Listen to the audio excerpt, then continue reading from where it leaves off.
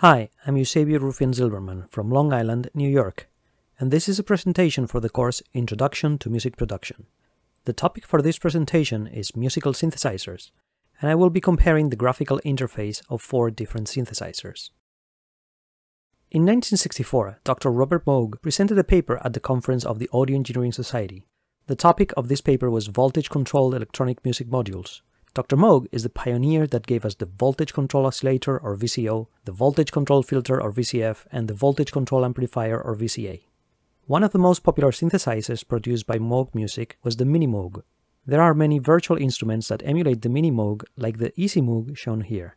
The interface has all the typical sections of a subtractive synthesizer, including an oscillator section with 3 oscillators, a filter section with a patented ladder filter that gives Moog's synthesizers its characteristic sound, a mixer section that includes a white or pink noise generator, an amplifier section that for the Easy Moog also includes some effects that didn't exist in the original Mini Moog, an envelope generator for the filter that doesn't have a control for the release parameter, the same as the original Mini Moog, an envelope generator for the amplifier without a release control either, and a controller section that includes an LFO and the option to also use the noise and oscillator 3 as a modulation source.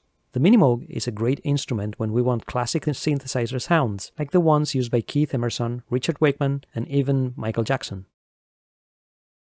The Formant was a modular synthesizer designed as a do-it-yourself project and published by Elector, a magazine for electronics enthusiasts and hobbyists. Its modular design was very similar to the modular Moog synthesizers. In this picture, we can see the Formant Classic, a virtual instrument inspired by it. It has an oscillator section with 3 VCOs, a noise generator for white, colored or random noise, an effects section with delay and chorus effects, a filter section with a 12 dB per octave VCF, which can be configured in series with the 24 dB per octave VCF or bypassed, a 24 dB VCF, which actually has variable slope that can be configured between 6 and 24 dB per octave, a resonant filter module with a 3-band parametric equalizer, an amplifier section with dual modulation inputs and a waveform display, an envelope generator for the filters with variable velocity, a similar envelope generator for the amplifier, and a bank of 3 LFOs, each with 3 different output waveforms.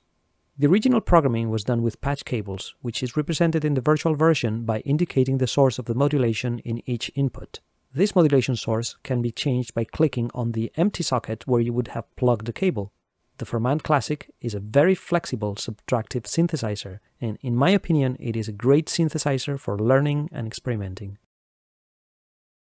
Many modern virtual synthesizers still follow architectures that are minor variations on the original modular subtractive synthesis. Here we can see the Jellyfish. It is arranged differently, and at first sight this instrument looks very different from the previous ones, but in essence it still has an oscillator section with 2 dual oscillators, a filter section, the amplifier section, a delay effect conveniently calibrated in musical beats, an envelope generator for the filter with dual modulation input for the LFOs, envelope generators for the amplifiers, 1 for each dual oscillator, and a controller section with LFOs also calibrated in musical beats. The dual oscillators allow waves A and B to be used to modulate one another. This offers the potential for very rich waveforms and effects, and also the envelope generators are more flexible than the ones we saw earlier, because they allow controlling the shape of the slopes. The Jellyfish can be very useful for synthesizing complex effects, like wobbly or evolving sounds.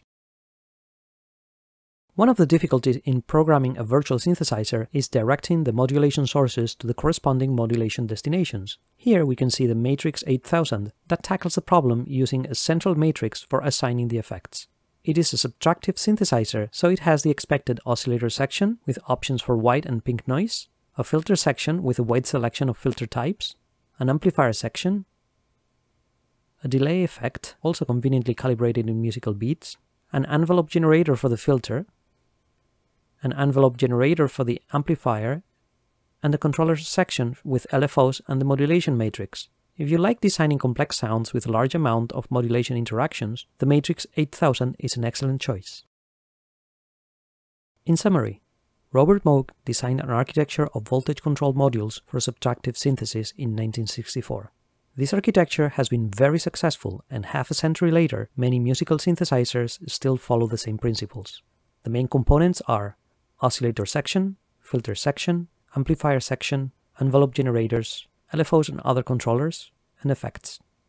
That's all. Thank you very much for listening.